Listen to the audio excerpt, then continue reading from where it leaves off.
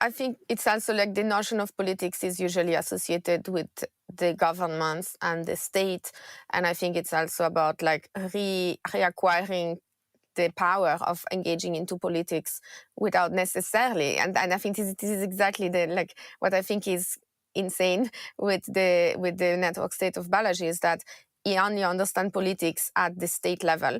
And therefore, the only way that you can be a political actor is create a new state. Absolutely insane. There are so many ways in which we can engage in politics, and politics is everywhere. It's not just public politics, governmental politics.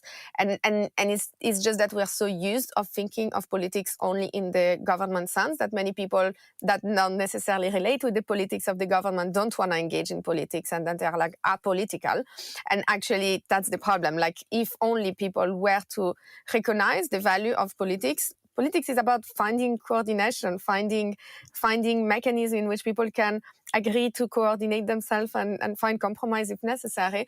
And especially in the digital economy, politics becomes easier to be engaged because we can create our own coordination mechanism, which are common based and so forth. And this is still politics. And this is like a completely different type of politics than the government, and yet it can coexist with it. Yeah, like I mean, I strongly agree on that. I think this is the opportunity for the revolution, right? This is a bottom-up revolution of groups of people coming together and self-governing, and because they can, because these tools and capabilities, these new tools and capabilities now exist to do that. But I think what my point is that I still think that's going to be an evolutionary experimental process. I think, like what you're interested in and what I think we are interested in as well is this idea that, yes, we can create our own institutions that don't necessarily have to live within the logic of like a state or a giant corporation or whatever. It doesn't have to be private or public. It could be this